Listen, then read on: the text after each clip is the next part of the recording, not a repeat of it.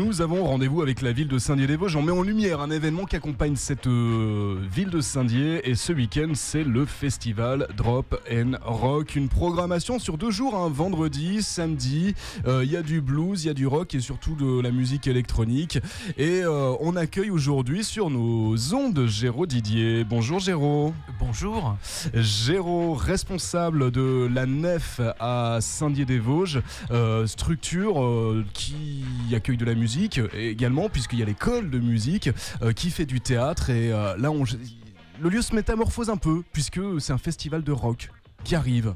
Oui, absolument. Mais cet endroit, la Nef, a été pensé et voulu dans ses origines et dans son concept comme un lieu qui accompagne toutes sortes de métamorphoses. Ouais.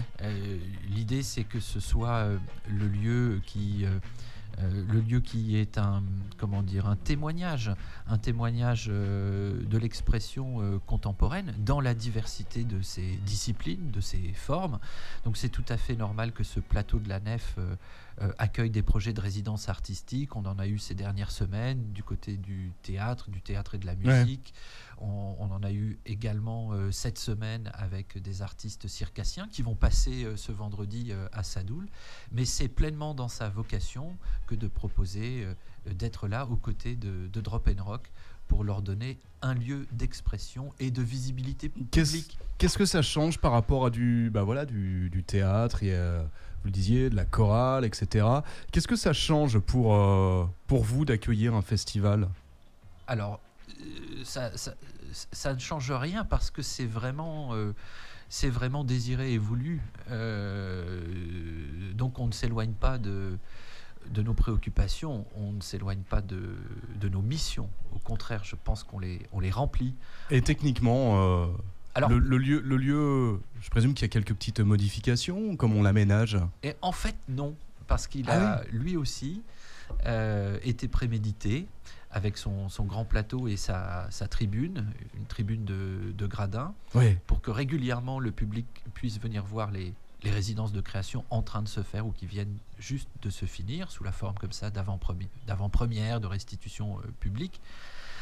C'est un plateau, un grand plateau, en bois noir, à même le sol. Ouais. Quand on y fait de la danse et du théâtre, on reste dans cette configuration. Quand on fait du concert, on monte des praticables, une tribune, et les groupes peuvent se succéder sur cette tribune pendant que le public est accueilli debout dans la salle et debout sur les gradins. Oui, il y a les gradins également, espace convivial. Exactement, la polyvalence fait complètement partie des éléments d'architecture. Donc ce lieu est un écrin qui permet à toutes les formes de spectacles vivants jusqu'au concert d'être mis en face d'un public.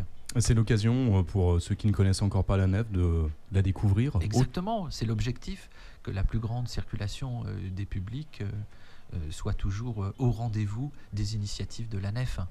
Donc c'est vendredi, c'est samedi, ça y est là, vous êtes prêts, le lieu on est en train de préparer cette nouvelle configuration. On a démonté hier la résidence Nouveau Cirque qui se passait. On est en train de préparer la scène pour demain, et puis aussi les espaces qui fonctionnent.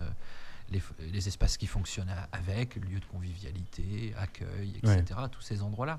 Et c'est une machine qui fonctionne bien, du coup. Il y a toujours de l'activité. Merci. Enfin, c'est pas, je vous pose la question. Ah oui, il y a toujours de l'activité. C'est une usine, entre guillemets.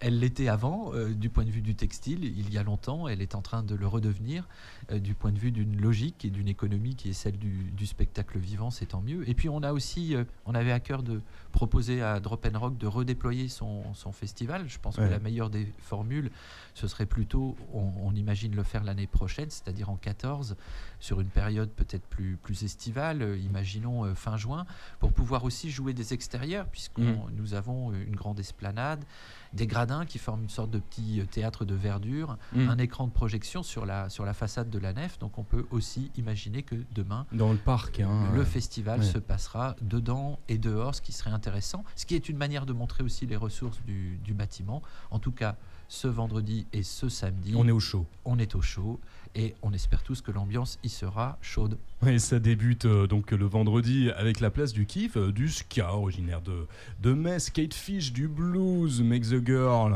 et ça c'est un duo électro house de Paris. Ils avaient cartonné avec un clip avec une demoiselle nue qui se promène dans Paris. Alors forcément ça fait le buzz. Alors je ne sais pas si la demoiselle sera présente, vous avez les infos ou pas, Géraud? Non, on l'espère, on l'appelle de nos voeux bien évidemment.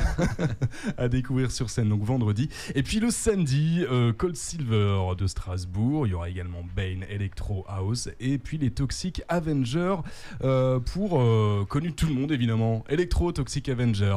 Qu'est-ce qu'on vous souhaite, Géraud? De bien réussir cette édition aux côtés du festival Drop & Rock et que le public soit nombreux à ce rendez-vous. Eh ben le message est passé, merci d'avoir été à nos côtés. Merci à vous.